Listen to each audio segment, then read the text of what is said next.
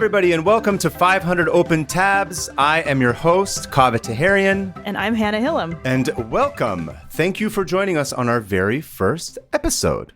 Our first episode. You never forget Inaugural. Your first, Hannah. Inaugural. Are you excited? I'm very excited. Yeah, I love talking. I love talking to anybody, really. Yes, that's true. And everyone's forced to listen. Everyone's forced to listen. Yeah, so if you guys don't know us already, we're friends. Second, so it's about time we finally came public with the fact that we're actually friends.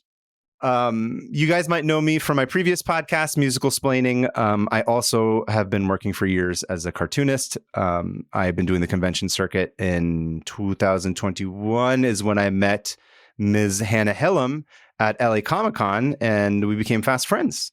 Yeah, my booth was placed next to his randomly, of course. They just and I saw on your shirt, on your jacket, you were wearing a Ongo Globloria, the guy from Always Sunny in Philadelphia. Oh, Ongo yes. Derivative. I saw you wearing that pin, and I was like, oh, we're gonna be friends. And we hit it off. It was an easy friendship. Yes, easy friendship. We've done all these conventions together. Our joke is that we're now con dependent. Is a very hilarious pun. Con joined. I think you don't say. I don't do if that's a thing anymore as much. Yeah. I guess you're right. Conjoined twins is what they call them. Yeah. You never know. You never know what landmine you're about to step into by accident. No. Conjoined twins is fine. It's the other thing you can't say. Fair enough. Anyway, so we've done a lot of these conventions together, and naturally, when you're at a convention, you spend many hours trapped behind a table, having weird conversations about random stuff to help pass the time. At each other. Whether or not anyone's listening is besides the point. But we made each other laugh quite a bit. It's crazy. Yeah. Yes, everybody probably losing a lot of sales because people were like, I don't know what they're talking about. I don't want to buy their stuff. Are they going to address me? I've been standing here. And of course, like most people do these days, we're like, hey, we're really funny when we talk. How do we bother people more professionally? And we decided we should start a podcast. And originally it was going to be about conventions, but there's not much to talk about with conventions, really. Yeah, I think we decided after we could do this episode and that, and then it was like, well, that's basically done. It's like a mini series. So we had one episode planned, and it was about where to go to the bathroom at each convention. Which I still say is a crucially important thing. We might maybe cover that at some point on this show. Oh yeah, for sure. But the basically, layout of a convention center. Yeah, exactly where the bathrooms are, which is the most important part.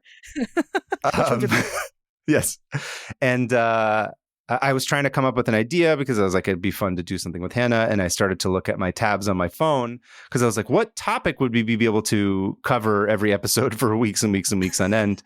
And of course, every single one of my tabs is something totally different.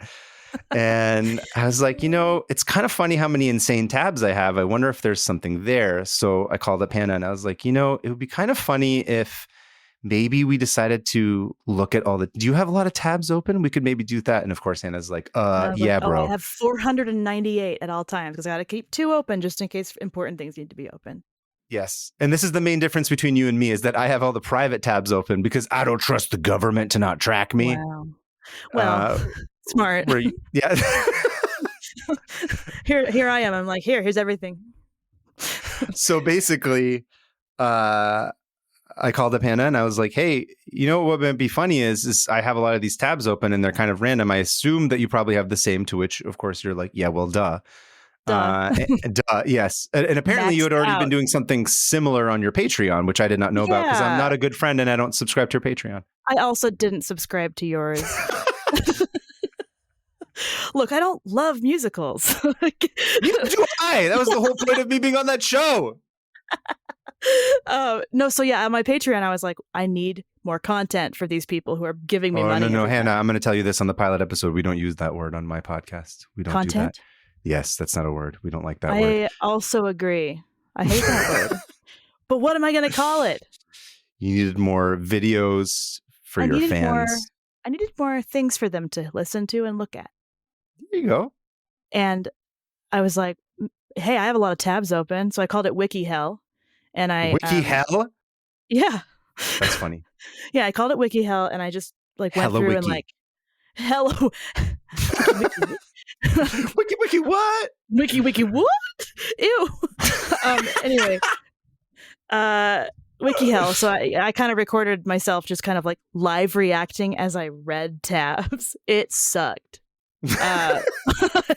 This is way better. So it felt like fate. Yes, it was fate. We basically had like a very similar idea together, and so we thought that'd be fun. And of course, it's never enough to go there. I was like, we got to take it a step further. So I was like, well, obviously we're going to prep beforehand. We're not going to read it live on the air because that would be boring. But bad. Also we need to include an element of this where it's like, I keep pitching it as like a self-help podcast. we're trying to like help each other like close these tabs. And the more we talk to others, maybe it just is like the group of people that we know, because we tend to attract more weirdos like ourselves. But there seems to be a lot of people who just have so many tabs open that they will eventually read one day and then they never do. So our hopes and dreams for this. 800. 800? Yeah. That's crazy. Yeah. I also that's right. You can actually do both on your phone. That's right. I forgot. I've also realized that between the different devices I have and also bookmarks that I've had in, like, say, for example, Apple News, it's actually probably many, many more. But that's neither here nor there. The point is that there's a lot. 500 is just our number. 500 is also apparently the limit that you are allowed to have of open tabs. But Safari. I guess the workaround is to have both of them, is the private and non-private. But anyway, so part of it is that we wanted to be able to close them and sort of support each other. And also, you, fair listener, we want you to go on this journey with us. So we're excited that we're excited to be here. We're excited to be doing this show. Each episode, we don't actually know what the other person's going to present to us going into it. So each episode will be a surprise. And additionally, we don't necessarily know what we're going to be doing every episode. Like I have something for this episode. I don't quite know what the next episode is going to be. It could be something totally different. It could be something that's like a tab that is a derivative of whatever I researched on this one. The sort of idea here is to leave it open where if we want to follow a certain interest down a path, we can. Or if we get bored and want to start a new interest, we can totally do that. It's all open. It's meant more to just be a sort of place to chill and have fun and share fun facts with each other and laugh. Tailor-made for the way we think. Yes, it's a very creative brain podcast, I think is how you think about it. It's following your pursuits, your hopes and dreams. Nice way of saying it. Yeah. Yes. So yeah, that's basically what we're hoping to do with it. And if there's nothing else, Hannah, that we wanted to talk about, let's just start off. Yeah. Yeah. You want to go first? I'll go first. Yes. Okay. So my tab is pulled from an article that I found a little while ago. It's an article from the New Jersey Digest written by Peter Candia, and it is titled "How the Italian Mob Changed Pizza Forever." Okay. Pizza? Okay. Pizza. Okay. That was my main interest in this more than the mob part of it was. I'm hungry. Yes. I also love the mob. Did you eat breakfast today? No. No. Did you eat dinner last night? That's why. No. Yeah, of course not. I'm going to have pizza tonight. I'm very excited. Okay. Anyway, so the subheading is, today the most popular cheese used for pizza across New York and New Jersey is grande cheese, a low moisture mozzarella that has impeccable melting capabilities and a distinct cheesy flavor. The cheese, based out of Fond du Lac, Wisconsin, is considered by many pizza enthusiasts to be the gold standard of pizza cheese. That's and Wisconsin. While it's nice, yeah, cheese. I heard they make cheese there. Apparently, they make a lot. Yeah. Have you seen those cheese hats? Yeah, my parents lived there for a little bit. Oh, they did. So I would go quote unquote home to visit them for Christmas in a place I'd never lived, and it was just cheese and brats. That sounds awesome, actually. It was fine. It was fine. Okay. Did you ever have a cheese hat? Yeah, no, my brother did. I think. Does he still wear it? They were no. Oh, maybe by himself alone. Cheese hat. Yeah. I mean, if you had a cool cheese hat. I mean, it's not a very practical thing to wear necessarily. I don't know if it like blocks out the sun, but it looks cool. It's not UV resistant. It's not UV resistant, exactly. Anyway, while it's nice to assume that Grande's rise to fame was strictly due to its high quality, the actual story of how Grande became to be the apex of pizza cheese is much more cynical. I'm here for it. I need I could need some negativity in my with my cheese. Yes. Too many stories of cheese positivity. It's toxic I love cheese positivity. I need to start hating it. Yes. So a little bit of backstory about pizza. A little bit of backstory about pizza. Pizza's What's this pizza? thing with bread and tomato sauce and cheese. Never heard of her. I personally, I've been into making pizza for quite a while. I don't just love pizza. I put my money where my mouth is, and I make a pizza. Yeah. You make pizza? You have like a pizza oven? I make pizza. Stuff? I got like a pizza oven. I used to have, my wife Sarah had bought me this uni, which is like a wood fire. It's like a portable like wood pellet outdoor fire oven. I do live in an apartment. It was really difficult with all the smoke inside the house. So we had to stop using it. Yeah. Calling the police. But I've had to adjust based on, apartment living because I'm a millennial and I'll never own a house or have a yard. Never. But I got pizza stones. I got the pizza paddle. I got the whole thing. Yeah, I get real fancy with it. I like to do my... Was that your midlife crisis? You would think so, right? No, I'm not into IPA or smoking brisket or anything, but I'm into making pizza. That's the cool new thing. That is so wholesome. Yes, right. No, I started making pizza a while ago. I was like in college when I started doing it. I had no idea. Yeah, my dad used to make pizza when I was growing up. It was one of the things that we had like this weekly tradition on Thursdays. We'd come home from work and just like throw together a couple of doughs, and we would sit and eat them. And I think I would watch like The Simpsons. It was like the best. It was like this very cherished childhood memory. That's beautiful. It was great, right? I want to do that right now with you. Yeah, we should. Sorry, podcast over. We're going to go make olive pizza remotely. We're going to go eat pizza and watch The Simpsons. But yes, I used to help him, quote unquote, help because I was a kid. So, which is mostly just me eating all the Lindsay olives out of the can directly and not having enough to actually go on the pizza.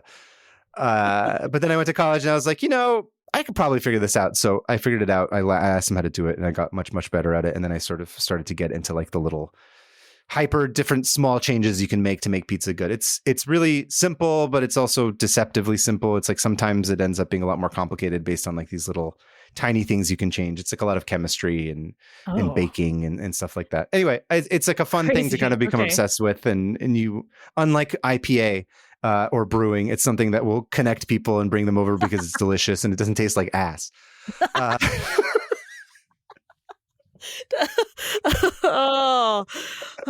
Like piss and bread, you mean? Yeah, exactly. Anyway, so that was the reason why I actually thought this article was interesting, because I was interested in the low moisture element of it. So a lot of the cheese that you end up getting at the store, I mean, you can find whole milk low moisture, but a lot of the cheese you end up getting at the grocery store ends up being like a skim milk low moisture. But everybody is always trying to make like a New York style pizza, and the cheese that they use in New York style specifically, that's very prevalent, that's very famous, is the whole milk low moisture mozzarella. So, specifically, yeah. So there's different kinds of cheese you can use, obviously, and there's different cheese blends, but the mozzarella that is whole milk and low moisture ends up being much better. And it gives you that sort of cartoony, stretchy, goofy movie. Yes, exactly. Goofy movie. Yeah. Like the long Best pull. Part of the movie. Exactly. The pull is what they call it. Like that kind of cheese is the low moisture whole milk mozzarella. You can also use fresh mozzarella, which is, the balls that come in the water, and then you sort of put it on. But yes. Sorry. You're so sorry. I laughed at the word balls. You're like, I'm dude coded, is what you said. I'm husband coded. Husband coded. You're very husband. Hannah, be appropriate. You said balls. Get your mind out of the gutter. You can use fresh mozzarella. It's possible. A lot of times you put it if you're using like a higher heat oven, like a wood fire oven or something like that. But otherwise, if you just put it into a regular oven, it ends up being really soggy and it sort of like soaks through the bread and it doesn't like crisp up and cook as well. So low moisture is the way to go. So this is a story that starts a long time ago. I want this to be a movie. Yeah, right. It starts with a young man you may or may not have heard of. His name was Al Capone. Are you familiar with his work? Yeah, a little bit. Yeah. Yeah. he had a vast amount of work. Vast? Yes. Is that the word? Varied. Yeah. Sorry, I'm still thinking about the word balls. Go on. Please don't open tabs about balls while we're doing this. Can't promise. Resist the urge. So Al Capone, very famous bootlegger, mobster, killed a lot of people, got a lot of booze to a lot of people after the 18th Amendment passed. Of course, the 18th Amendment prohibited the sale, manufacture, and transportation of alcohol during the United States unsuccessful. Yes, the Prohibition era, about 1920 to 1933. Al Capone was, of course, he's like the top dog. He's the guy that like really made it happen. He was rich beyond belief. Everybody wanted booze. It's also still one of these things. It's like, it's weird that it even happened, that prohibition was a thing. It led to so much corruption and so much crime. It led to like, it was so long. It lasted so long too. Yeah. It was like 13 years. It's a crazy amount of time. Yeah. It's a long amount of time. So Al Capone, of course, ruled with an iron fist. He got into all kinds of things as a result of that. You know, he wasn't nice. He was a bit rough around the edges, but not like the good kind rough around the edges. He's kind of a bad dude. Yeah. Killed a lot of people. But of course, that comes with illegal transport of alcohol and bootlegging. There's gambling. There's, sex work and prostitution. There's, he made a lot of money, but he also paid off a lot of money because he was just bribing left and right to make sure that, his business operations were able to stay in place. Right. Now, towards the end of his reign, as most businessmen do, he was like, I was really good at this one thing. Maybe I can go into another business and also be a genius at this. Oh, yep. That always works. That works. We're currently in we're in the heyday of that happening right now. Yeah. Yeah. It's great. We love it. Funny enough, Al Capone's like, I'm in the business of people drinking stuff. I wonder if there's anything else like that. So he looks around and he's like, I notice people have been drinking a lot of this milk stuff I keep hearing about. Oh, milk. Al. He's like, the milk racket? The milk racket. Yeah, he's like, there's this milk racket going on. A lot of people are drinking 2, sometimes 3 glasses of milk a day. You got to have these guys deliver the milk. Of course, this is the 1920s and 30s. There's not a lot of, there's like ice boxes, but you don't have like your regular modern refrigerators. Right. So milk's like a daily thing.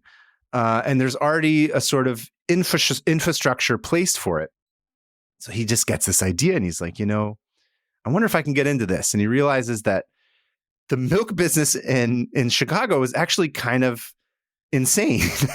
It's kind of its own racket. It's a legitimate business, quote unquote. Yeah. Apparently it's all like, it's controlled by unions. I mean, this is a very classic like Chicago thing where there's like a lot of, there's unions and there's the cross in the mob and all this stuff.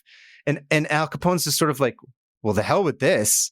I'm going to go find a dairy farm somewhere else. I'm going to outsource. Basically, he's like, he's like a lot of these businesses now that like started in the late 90s where they're just like, I'm going to go outside the states to get and start importing stuff. He starts getting into the import export business of milk, but across state lines, not like internationally.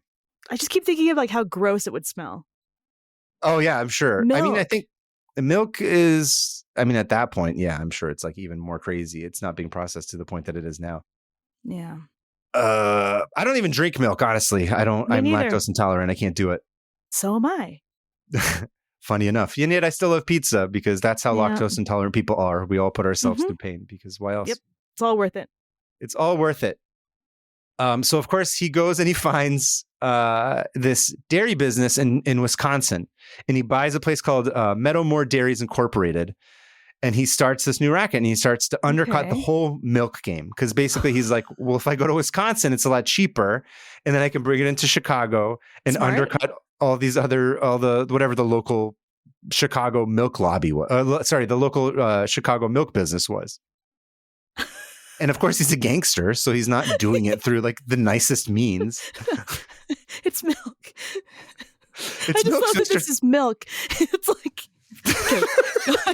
I just keep picturing Al Capone like drinking milk, and it just he's got a milk mustache the entire time. He's showing up to meetings. It's really awkward. Yeah, got milk. That should have been the campaign in the 90s. They should have had Al Capone with it. Yeah, with a gun. Got milk. Got some. So he basically takes it over, right, in Chicago. He starts and throughout the Midwest, he's like, this is now my racket is milk, in addition to all the other stuff. So he's sort of transferred this set of skills that he has. And of course, his other mobster friends are like, what do you got going on there in Wisconsin? We want in on this. And they're like, yeah, come on over. That's cool. They want the milk too? They want the milk too, or just they want this business. They get into this idea of like, well, if we just go outside of this place where it's expensive and create a distribution network where we can bring it in, we can undercut everybody, which is what mobsters do. Definitely not what giant companies and international corporations do. They don't do that ever. It ended. It ended with Capone. That ended. We don't do that in the year 2023 or 2024, I should say, by the time this gets released. Weird. Yeah, right. And so he basically starts bringing in his friends. There's this other guy. His name's Ross Prio. He's another kind of, mobster that's in the area. He goes and he gets involved in the Grande Cheese Company, which is a different cheese company. So Grande Cheese. So Al Capone was in the dairy company. Cheese processing is like a different thing. So they start working hand in hand. They start working together. But and by the way, I should say that these are not companies that were started by these people. By the gangsters. These are companies that existed. These are companies that like were already making good products. The mob decided to come in and be like, okay, well, we're going to use this to our benefit. Wow. I mean, so on some level, you have all these people who are like, I just wanted to make cheese, and the next thing you know, I'm getting strong armed. It is sort of unfortunate in that sense, but they continue to make good products. And I'm not quite sure exactly. So there's not like a clear thread here in terms of like what the timeline is, but around the early 1930s, Al Capone gets arrested. He famously goes to Alcatraz. Ross Prio's running Grande Cheese. There's different people. It's passing hands from one to one. Eventually, a very famous mobster, Joe Bonanno Sr., took over Grande Cheese, and he essentially takes it to this next level. And he starts what they call the agro mafia. Have you heard of this term before? No. Which I assumed all mafia is very aggro, but no, it's specifically in reference to agricultural mafia. Agricultural mafia. I love that so much. Okay. Agro mafia. So they control the means of like olive oil, cheese, distribution, stuff like that. So it's specifically having to do with like, products, food, and agricultural products. It's not just like, we're going to break your legs if you don't do this. It's like drink our olive oil. Right. So Bonanno essentially starts this process where, again, exactly. So the way you sort of see it in like a typical movie is, they'll come in, the mob comes in, and they're just like, you got to pay us for protection, otherwise we'll break your legs, and you got to give us like $2,000 a week or whatever. And then the owners are like scared and they have to pay out, and it's terrible. They start like this different trend that ends up being like hugely successful. And the way they do it is like, and he's also starting something. Bonanno starting a distribution network with people back east. So specifically like within New York and New Jersey, because he's got ties there. Pizza country. So he's got like these cheeses. He's got these people back east in New York and New Jersey. He's just like, I wonder if we can make something happen here. But they don't go in and they don't go in and threaten to break the legs of these people. They go into a pizzeria, let's just say it's owned by Ray. Ray is what every pizzeria apparently is called back in New York. So, they go There's like 50 Rays. Yeah. There's like 50 Rays. So they go into Ray's. It's like a guy named, Johnny goes in and he's just like, hey, can I get a slice of your pepperoni pie? And he's like, yeah, no problem. And Ray, like, he heats him up like a nice, delicious slice of pepperoni. Johnny's sitting there eating it. And he's just like, man, this is some incredibly delicious pizza. And he's like, oh, well, thank you. I really appreciate it. And he's like, let me ask you, what kind of cheese do you use on this? And he's like, oh, it's funny you should ask. I have this distributor. He's out in Newark. He's this guy named Billy Bob. He's like one of my great friends. I've known him forever. Right? He's ancient. He's ancient. Billy Bob Thornton was around back then. He's in the crib distributing cheese. So he says, I got this guy. I got this friend, Billy Bob. I love him. We've been doing business together for 20 years. He was at my kid's christening. Our wives talk all the time. It's fantastic. He's been sending me this cheese. He's great. And then the guy Johnny, the mobster, is just like, oh, that's wonderful. I think it's really great that you guys have such a tight community. I love, because that's really all pizza's about, right? It's about getting people together to have a slice together, putting aside our differences and sharing. That's beautiful, man. He says, thanks, man. Yeah, I'm really happy with it. It's really great. And he says, look, I'll tell you what. I represent this company. It's called Grande Cheese. We're based out of Wisconsin. Yeah. He says, we're kind of the new guys on the block. We've been doing a really great work out in Wisconsin and out in Chicago and the Midwest. People really love us. We thought, we love New York. We got a lot of roots out here. Maybe people out here will be interested. And he says, listen, I don't want to impose. I don't want to ruin whatever relationship you have because God bless you. That's beautiful. I think relationships are really important with Billy Bob and his cheese distribution network. The cheese. He says, I don't want to ruin that. He says, but sometimes life has this way of getting crazy and you don't expect it. Different things can happen. You don't know. Just the other day, 6 months ago, my uncle, he was 46 years old. He's married. He's got 3 kids. All of a sudden, bam, dies. Heart attack, massive heart attack. All of a sudden, his wife left with 3 kids. She doesn't have a breadwinner. The heart attack. I was laughing, but not at the heart attack. Go on. He says, he dies. He doesn't have a backup plan. All of a sudden, his wife's left with 3 kids. She doesn't have a backup plan. She can't make any money. What are you supposed to do? They didn't plan ahead. It's tragic. I mean, honestly, we can't say we didn't see it coming because he was really unhealthy. He ate a lot. He drank a lot. He smoked a lot of cigars. Through the mud. He was awful. God rest his soul. He was a great guy, but he didn't do a great job of taking care of himself. I don't want to see that happen to you. I want you and this delicious pizza to always have a backup plan just in case. He says, okay. He says, tell you what, just take my business card, put it in a drawer. You don't ever have to call me. God willing, it'll never happen. You'll never have to call me. Nothing will ever go wrong. And you're going to have like a successful business to the end of your days. I wish you the best. But just in case, you never know, have this as a backup plan because God forbid you should be left without some sort of delicious cheese. And he's like, I really appreciate that, It's really sweet of you. It's really nice. And he says, yeah, okay. Anyway, thanks again for the slice. I'll catch you later. God bless. And he goes, and the guy's like, that was a really nice cheese distributor. I'm going to hold on to this card because he's a good guy. And he really liked the pizza. Right? Ray goes about his week. Later that week, the mayor comes in and he's having a slice. The mayor of his town. He's like, this is awesome. I love this food. I love this pizza. I tell you what, my wife's been on my case. I'm turning 57 next week. She wants me to throw some sort of party. And I don't like any of these fancy, big places. I want to do something more local, like low key in the neighborhood. Man of the people. And he's like, I'd really like to just have something here. And he's like, are you serious? Mr. Mayor, that would be an honor. We'd love to host you here for your 57th birthday. And he says, yeah, it's no big deal. Don't worry. Don't mention. I'm going to invite a couple of other famous or important people in the community. We're going to be here. We just want to keep it low key. You don't need to fuss over us. Nothing crazy. And he's like, yeah, no problem. He's really excited. Story, I'm really invested in this story. Did any of this did this happen? I mean, I can't prove that it didn't happen. I'm going to choose to believe this is word for word. Yes. And he says, the mayor wants to have his 57th birthday party there next week. It's great. He's loving it. This guy, Ray, he's like, man, I can't wait to call Billy Bob on Friday because Friday is when he calls and he makes his calls for the next week. Yeah. The cheesemonger. Yeah. He says Friday's the day that he makes calls for the following week to see how many orders he needs. And he says, I can't wait to tell him he loves it. We love our weekly catch up. Picks up the phone Friday morning, calls Billy Bob at the factory. No answer. Just keeps ringing. Oh, no. He's like, that's weird. That never happens. He gives it 10 minutes. He goes, washes his hand, checks up on the inventory, comes back 10 minutes later, calls it again. No answer. He's like, oh no, what's going on? Do it. So he decides to call Billy Bob at his house. Thankfully, it's okay. He's not dead. Billy Bob picks up the phone. Okay. All right. Picks up the phone. I was getting attached to him. Yeah. Don't worry. He goes on to have an illustrious acting career. It's fine. He marries Angelina Jolie. He has a great life. Yeah. He calls up Billy Bob. Billy Bob picks up the phone. He's like, hey, Billy Bob, what happened? I called the factory a couple times. You didn't pick up. And he goes, I'm ruined.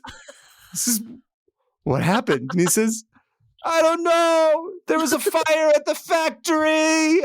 I can't make my cheese. He says, what do you mean there was a fire at the factory? He says, I don't know. The fireman said it was an electrical fire, but I didn't leave anything unplugged. I don't know why it happened. He says, oh my God, Billy Bob, that's terrible. I'm so sorry. He consoles him. And in the back of his mind, he's like, oh crap. The mayor's coming next week. What am I going to do? I'm out of cheese.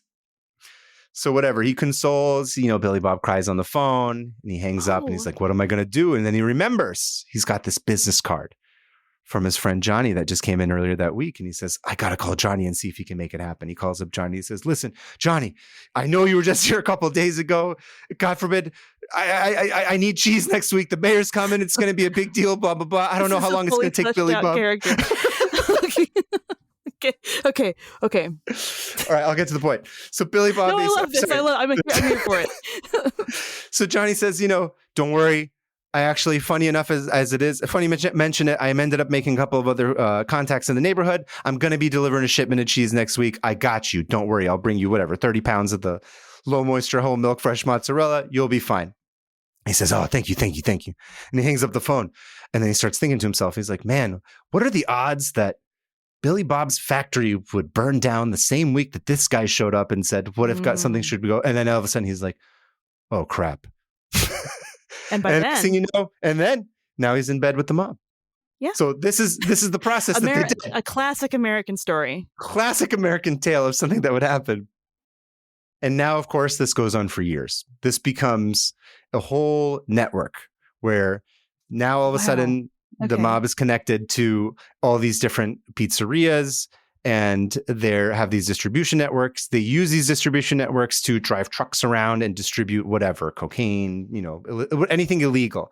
This escalates like full-on drug, full-on drugs. Yeah, this escalates.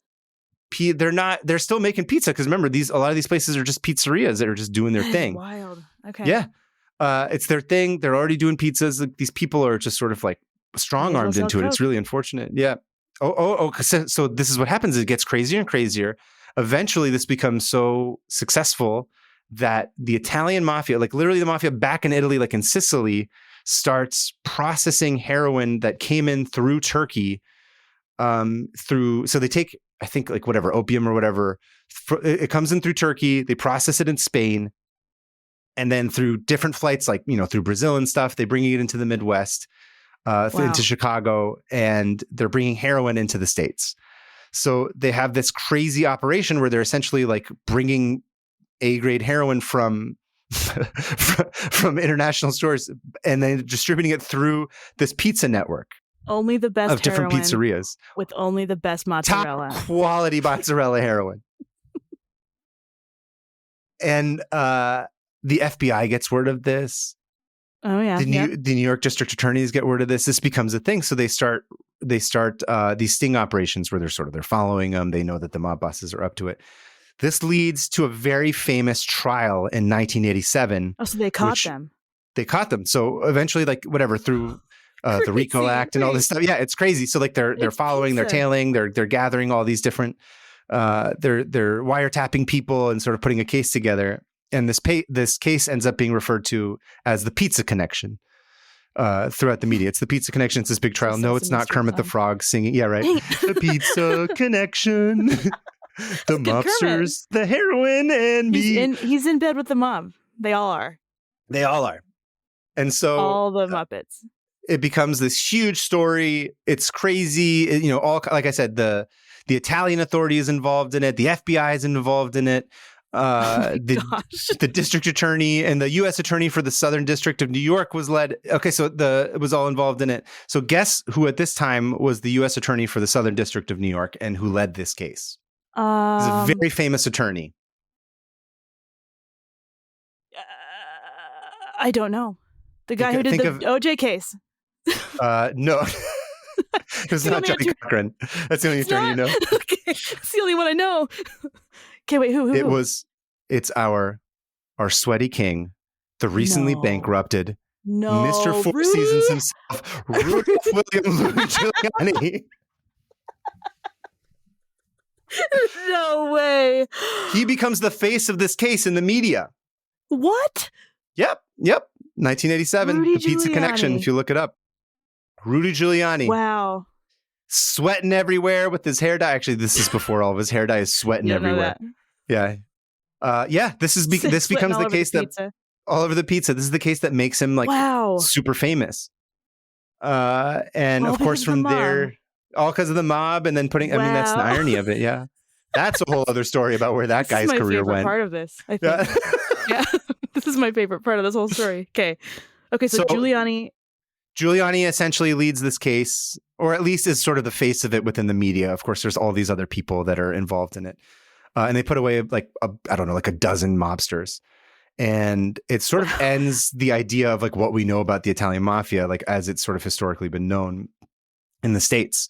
However, grande cheese is essentially like, since then, it's like it's disconnected from that. They're still going. So grande cheese is still a very like well-respected, well-loved. It's kind of still the standard. Like within New York, they're like, oh no, grande is the best cheese. It's the most stringy and cheesy. It's got the best pull. Like, you have to remember, again, the people who were making these, the artisans who were part of these companies were just sort of like, they got pushed out and taken over by the mob. But they're still like, you know what? We're still making good cheese. So it's really funny because essentially like all this is a long way of saying that like the reason why we all have low moisture, stretchy cheese, delicious mozzarella pizza is because Al Capone got greedy and he was like, no, I need to get into the milk racket. That is, you know what? I'll never, when I eat pizza, I'll just say, thank you, Al. Thank you, Al Capone. I won't pray. I'll pray to Al. Thank you for this Al pizza. Capone, yeah. Crazy, right? That's insane. Because I knew that he was like, it sounds like it's made up. Like a sitcom or something. It does. It should be a movie. It should be. Rudy Giuliani should just play himself. I mean, yes, I think this could be like an American crime story where like Rudy Giuliani comes back. Yeah, it could be a whole... And it's going to be really tacky and cheesy. Oh, it'll be a Ryan Murphy show for sure. Where he's just like, I'm the boss of Mozzarella in Wisconsin. And there's like a crazy camera panning to him, right? I would watch that. That's amazing. Yeah, I had no idea. Yeah. Rudy Giuliani is somehow responsible for this, which is crazy to me because, how the tides have turned and he's gone in the complete opposite direction. Yeah, well. Yeah, unfortunately. No, I don't know. I had no moral to that story. Yes, there is no moral to the story. It's insane. That's the whole point. But cheese, the moral of the story is that cheese is great and it's delicious. And Wisconsin cheese is the best. Wisconsin low moisture, whole milk mozzarella. Gets you that tangy, stretchy, delicious cheese if you're trying to get that New York style. There's all these other components to it, which I am sure I will bring up pizza many more times throughout the rest of this podcast. I don't doubt it. Yes. I want pizza right now. I also want pizza right now, but you know what I'm more excited about is hearing your tab. It's not about pizza. That's unfortunate, but I'm excited to see what it is nonetheless. Okay. All right. Well, that was awesome. Thanks for telling me the story. Thank you. I'm glad I made it through. I was a little bit worried that I would not be able to land the plane. You had me attached to every person in that story except for Rudy Giuliani. As it should be. As it should be. Okay. Do you enjoy supporting Hannah and I as creators? Or are you a horrible drain on society who contributes nothing it only takes? Clearly, you are not the latter. So please head on over to nebula.tv/500opentabs and sign up for Nebula. There you can check out exclusives like a handheld detour, the latest video from Epos Vox. Today, just about everyone has smartphones with which they can take selfies and share with friends. But just 25 years ago, such a concept didn't even exist. With the Game Boy camera, Nintendo gave us the power to take photos and create art on the go. Its history is fascinating, and its impact continues to this day. Speaking of Game Boy, did you guys hear about this kid that supposedly beat Tetris? Like, as if that's something you can even do? Sounds to me more like he broke Tetris, in which case, I actually salute him. I like things being broken, because it reminds me of how most of us feel the moment we open our eyes. You can find this video and dozens of other high-production originals on Nebula, a video streaming platform built by and for creators. You hear that? There are dozens of them. Dozens! And along with videos and podcasts, you can now learn new skills in Nebula's fully produced classes. Right now, when you head to nebula.tv/500opentabs, you get a whopping 40% off an annual subscription.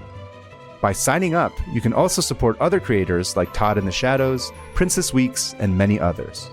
So, real talk. If you're enjoying this podcast and want us to keep making episodes, please go to nebula.tv/500opentabs for 40% off an annual subscription and give this show the chance it deserves to grow. Well, we're going to take a little bit of a turn. Okay. And go underground. In not in a mob way, not in like a drug smuggling way. Yeah, not the underground scene. Yeah. It's underground. So I'm going to be talking about hobby tunneling. Hobby tunneling. This is not Hobby Lobby. This is like tunnels in Hobby Lobby. There's a vast network of Hobby Lobby tunnels connected that Hillary Clinton is smuggling pizza through.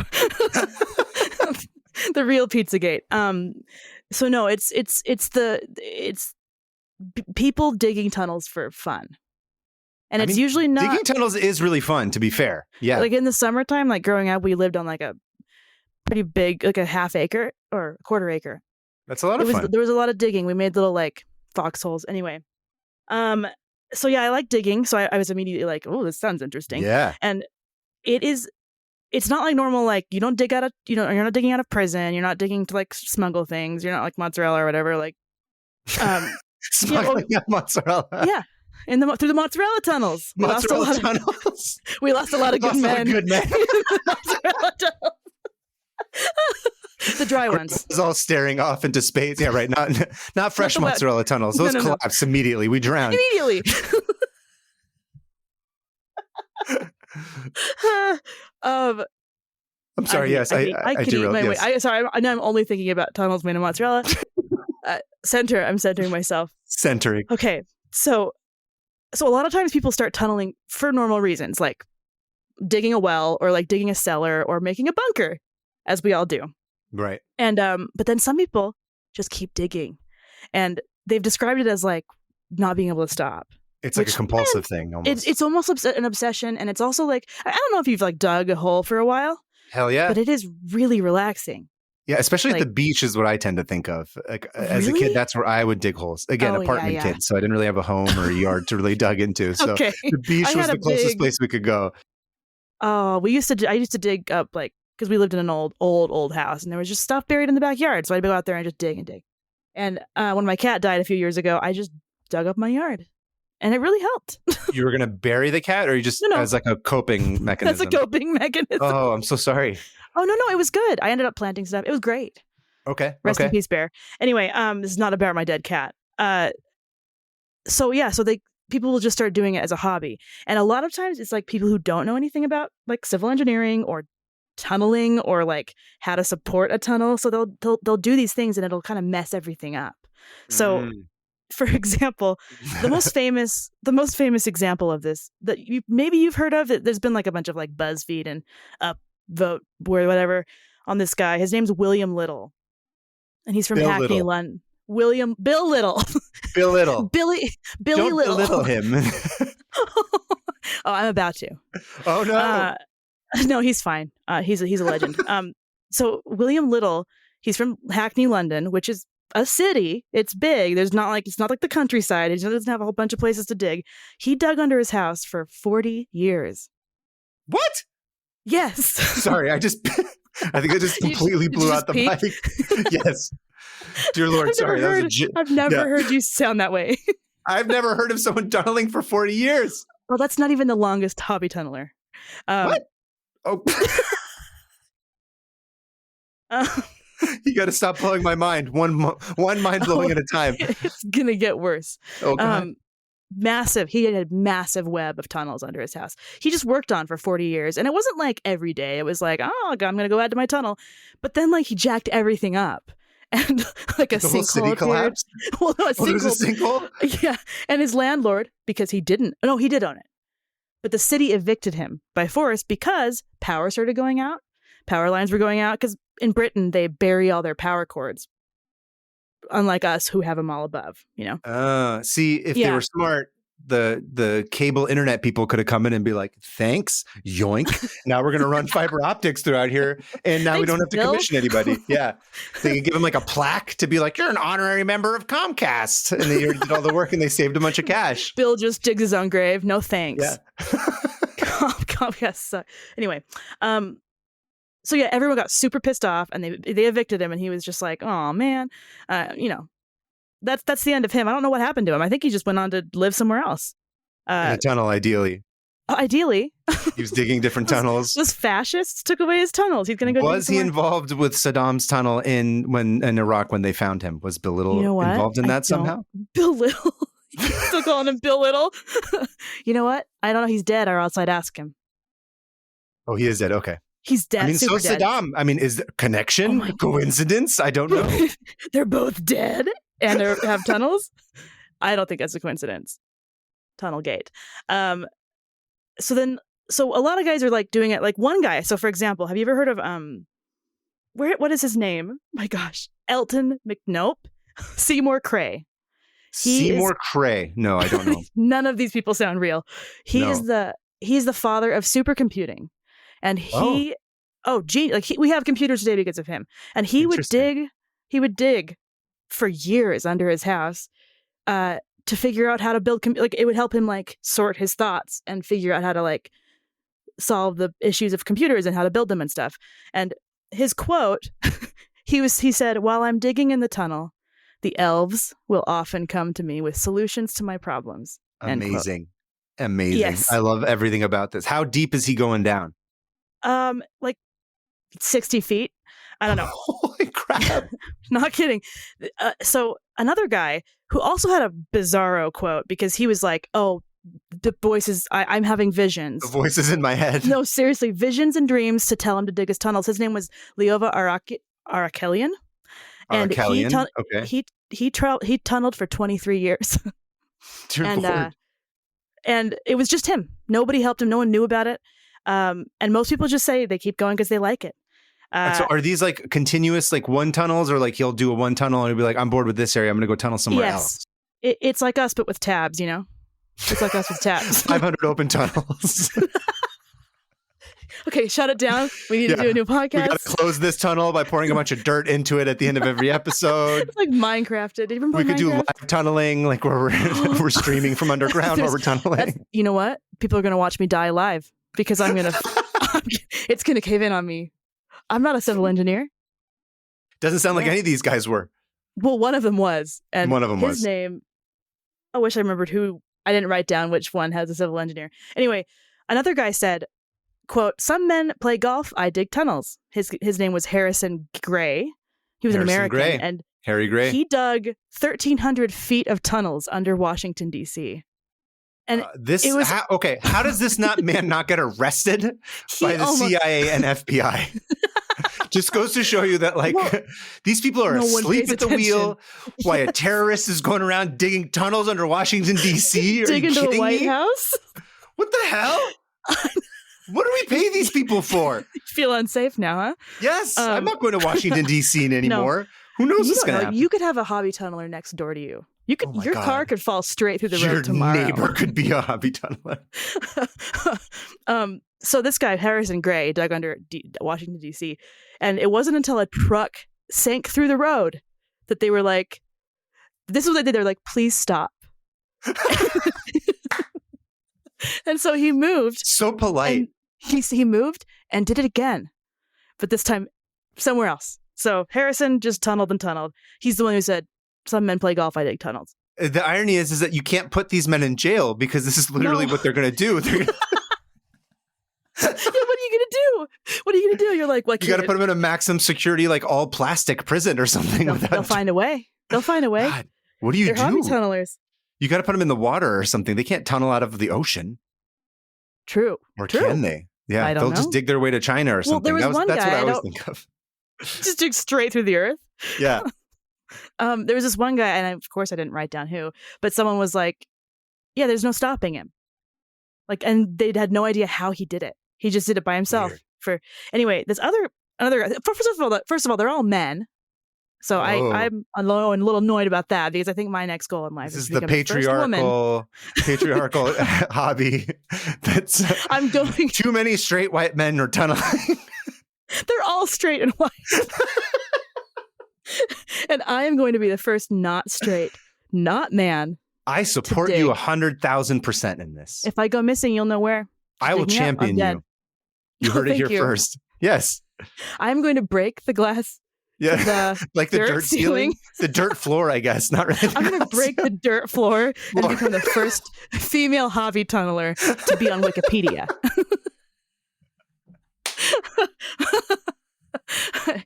Anyway.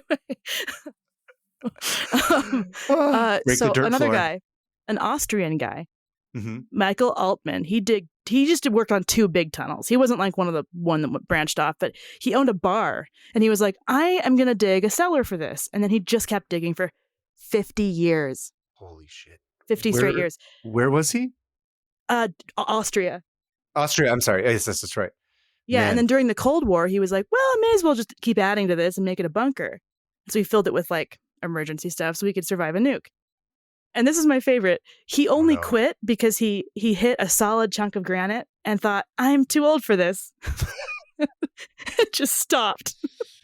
Quitter. You should have just went and gotten like a bunch of like jackhammers and stuff and kept going. That's right. That's not a tunneler's spirit. He's not a true.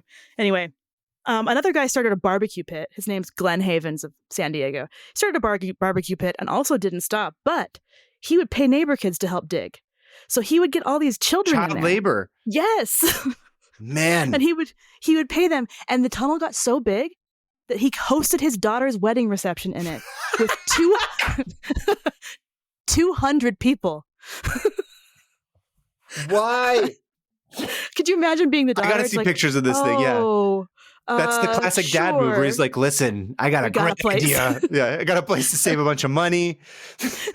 I know some guys in the mozzarella business. We're going to have a great reception. Get a couple of pizzas, go into my giant hole that I've dug that I've used child labor to produce.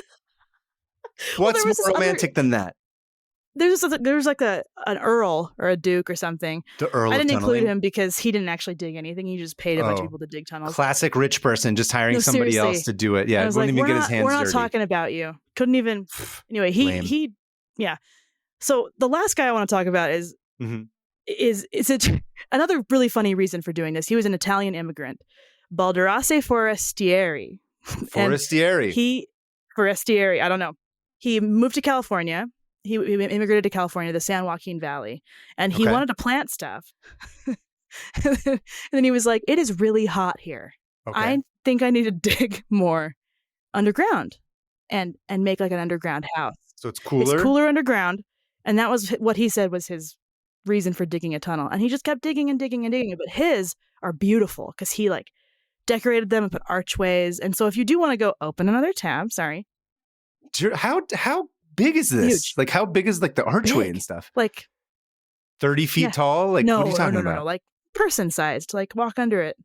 Like you can stand out. But like you can actually you're walking upright. You're not like crawling through this at this point. Jeez. And it's beautiful. It's actually really cool looking. Like anyway, so you can go and you can actually go visit the tunnels that are left over. They filled a lot of them in with concrete because, like I said, fascists. Well, I guess the dirt's not necessarily going to last as long, right? It's like it's eventually just going to wear down and crumble if like it rains but too much. he was really smart. Like it's not a problem in California, but yeah, so especially the San Joaquin Valley. And so another quote. I there's so many. Here's the thing. There's so many people who hobby tunneled. I couldn't cover all of them. Mm-hmm. A lot of them were just like, they just dug under a park. I'm not going to include them, but go open that tab. Sorry. These are some of the greatest hits. This is the greatest hits in my opinion, and the reasons were so like crazy. It's like, oh, it's too hot. I'm going to dig. And then this is another quote that I really liked from Elton McDonald, who dug a tunnel under a park in Elton McDonald, Ronald's tunneling brother. LT Mac. EMAC. Okay. He dug a tunnel under a park in Toronto that nobody noticed for like 20 years.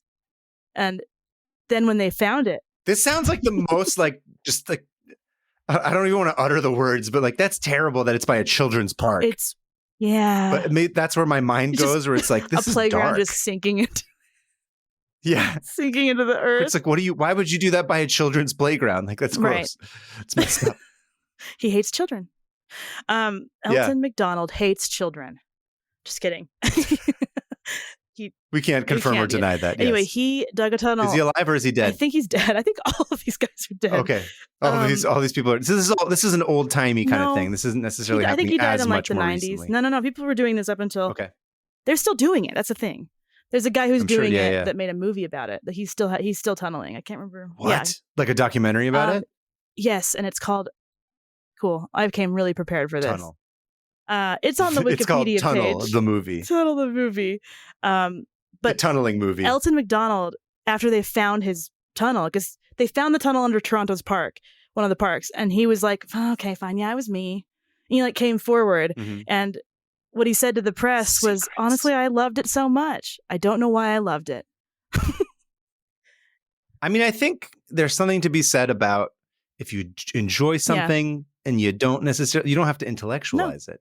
If it's like putting you in some sort of a trance and you love it and it's like allowing you to, I mean, I would imagine that these people are feeling very stuck in their lives. So it must be really gratifying to like dig a hole way and be able out. to like, get out. Yeah, it feels very proactive. Funny you say that because there's a psychiatrist that like commented on this. His name's Anton Tolk. And he has a theory his theory, which sounds kind of iffy to me, is that people obsessively tunnel to, quote, return to the security of the mother's womb. Unquote. Of the womb. That makes sense. I could see that. But, yeah. It could also be like sculpture in a way where it's like you have this huge slab, but instead of like a rock, you're going into the ground. It's like the inverse of it. And some of them did tunnel straight through rock. Like guys would use jackhammers to just go straight through granite. Or maybe they were just ants in their past lives. Oh my gosh, that's beautiful. That sounded really insincere, but I meant it. That is really, I would love to be an ant.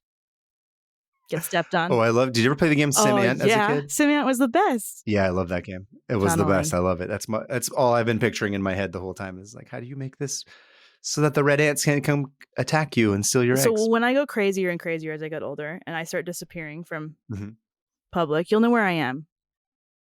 You're being a pioneer is what you're doing because you're breaking the dirt floor. Women to dig tunnels. I'm going to be put on a stamp. Oh man, a tunnel stamp? That actually does sound really So awesome. yeah, that's what I ended up opening like 5 other tabs, but I closed all of them before because I was feeling out of control, just like I would if I was tunneling. Yeah, I was going to say you can't stop once you started. And so that's beautiful. Hobby tunneling. I love it. I'm actually looking forward to looking at a bunch of images of hobby tunneling really cool. and what it looks like, especially the guy with the arches and stuff. Yeah. I want to see what it looks like.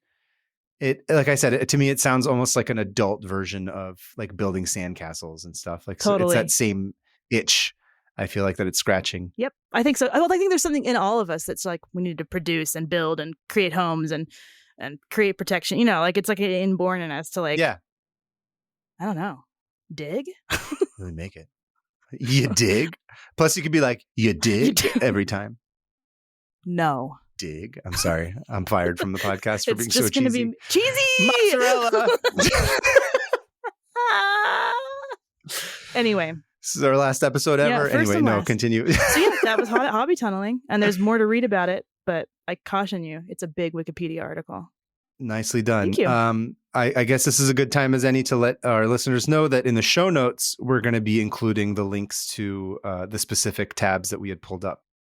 And so you can follow along at home if you'd like. And you can close one of your own. But now you can close one of your own, which, speaking of which, is it time? We have come to the part of the show that it's time. Oh, Hannah and I are going to open up our phones. We're going to unlock them. I've already opened like 30 more tabs since I did this. Wow, where is it? We could just close this specific one. That's what I mean. I can't find it. Oh, you can't even find it? Hang on. Don't close it yet, though. I'm not. Hang on. I gotta search. You can search your tabs. There it is. You can't. I don't think you can do it on private, though. Come on, man. I'm gonna have to get out of this private thing. I'm gonna have to start opening them up on the regular everything one, to the government. Anyway, okay, I have it. Okay, so drum roll, please. Okay. 3, 2, 1, and close. I'm down to 406. I'm down to 406. Progress. How does it feel? I don't know. I miss it. I miss the tunneling. It's too soon. I missed that tab. Because there were things I didn't read. But you know what? If I'm meant to read them again, I will someday. It'll come back into your life. You can't cage a tab that's meant to be free. It's Godspeed. Hobby Godspeed tunneling. tabs. Wow, that actually feels pretty good. Because I'm incapable Imagine of doing that on my own. Oh yeah, I mean, I think also we're gonna end up opening Way like more. 60 other tabs every Way episode. more. This is never I'm about gonna to go end. read about the Mafia I and the believe- mob and cheese. Yeah. Yeah. I believe your husband joked that this whole show should only be 500 Yep. episodes, that every single one of the tabs get closed at the end And then of it. we But should I just have this feeling close that's, out the podcast. not going to get to 500 episodes. We'll see. Anyway, so what But okay, should we do? moving Listener on. mail? So as a part of this process, we are inviting our listeners to submit tabs that they have read Mhm. and closed, and to give us like a brief little paragraph. summary of it.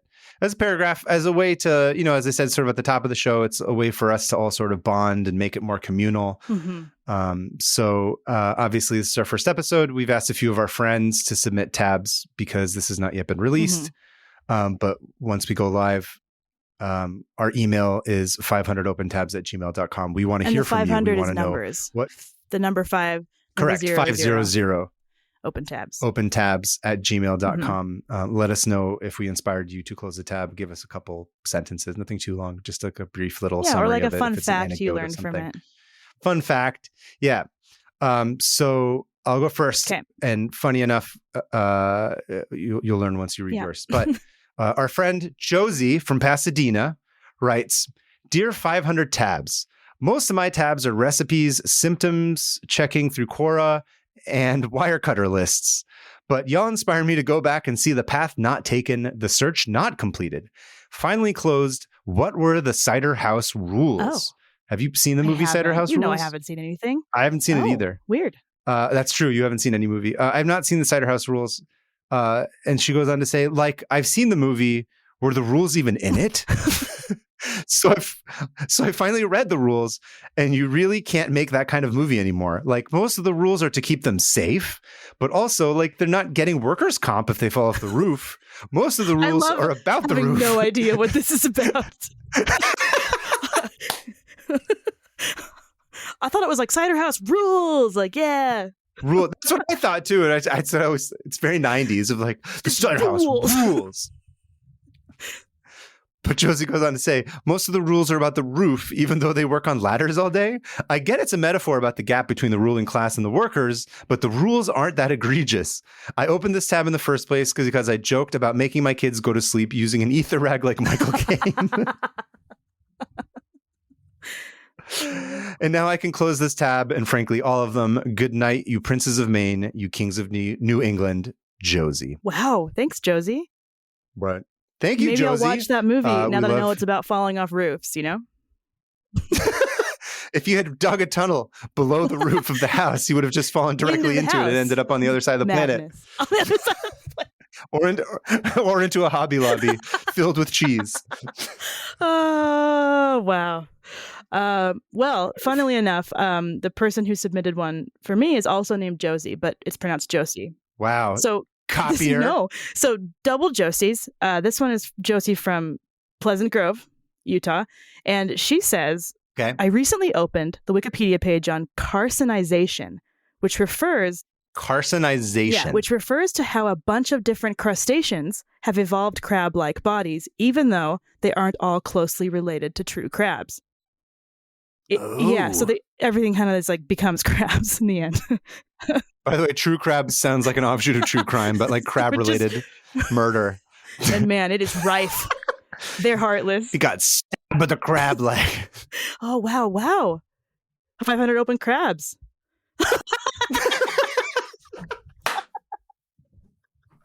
We're hosted at a buffet. Yum. ASMR. Crab eating. Okay. It's apparently so It's apparently so advantageous. Stop. I can't look at you. I'm not looking at you. It's apparently so advantageous to have a short, wide body. Oh, good. That's me. That nature keeps replicating it. It keeps leading to more open tabs. Some crabs some crabs are more closely related to lobsters than actual crabs. It's an example of convergent evolution. Also, Wikipedia's list of examples of convergent evolution is an entire rabbit hole that only leads to more open tabs. For example, the marsupial lion had retractable claws like modern house cats, even though it wasn't a cat. Is a marsupial lion like a monkey or a lion? Why don't you Google it? I guess we should. By the way, Hannah, you are the one who introduced me to Wikipedia's list of lists, which could be an entire long conversation. I'm going to tell everyone right now. I don't think I know list of lists. Do not go to the list of lists. It is Wikipedia's list. Okay, so don't go to it. If you want control over your life, don't go to it. It's called Wikipedia. It's Wikipedia's list of lists, and it's the list of all their lists. So listicle, I believe, is the other term, right? So listy. Yeah. Anyway, Josie.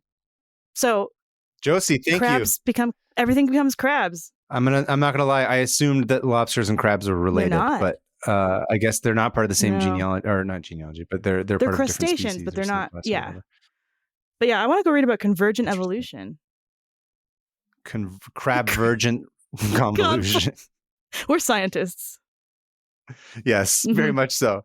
Anyway, yes. Again, we want to hear from you guys. Whatever fun tabs that you've closed, especially if your name's Josie, because we're such an inspiration. Yeah, exactly. Josie's only need apply. If you're not named Josie, we're not interested. No interest in what you have to say. No interest in non-Josie related people. Yes, once again, that email is 500opentabs@gmail.com. Please send us, and also make sure to send us the link. So if people are interested, we can put that up on the show notes as well so they can find them.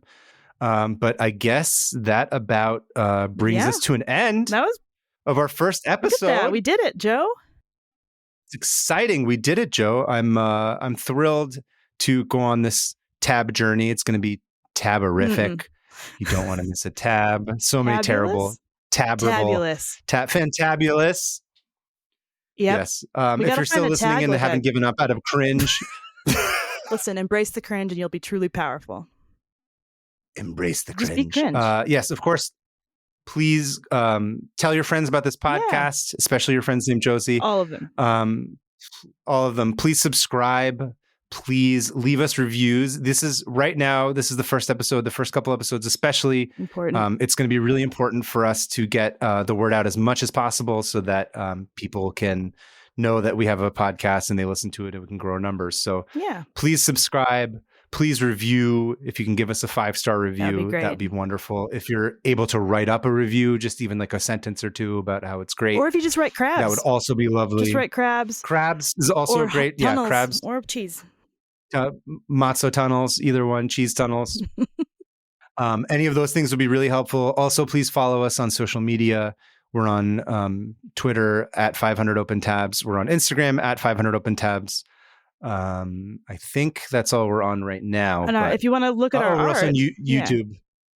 Yes, we're on YouTube. Oh, yes, we'll get to that part as well. But just in terms of tell everybody about the show, follow our sponsor links as well, because we do have sponsors that we're lucky enough to get for this first couple of episodes. And follow those links. Make sure to sign up because that will help us be able to put the show on for longer and longer. So if you like tabs, go to all 500 episodes. Yes, I'm sorry, Hannah. Continue. So you were going to talk about if you're interested in cartoonists like us, we both have Instagrams where we post our art and what we're doing, and mine's just my name, Hannah Hillam, at Hannah Hillam on Instagram and Twitter and all of them. Yeah, but Instagram's mostly where you're like the most active. Yep. Yeah. And I'm at PermaFriends on Instagram. I also have books, drawings, illustrations, all that. This kind of dude stuff. whips out Fun books stuff. faster than anyone I've ever. It's just books.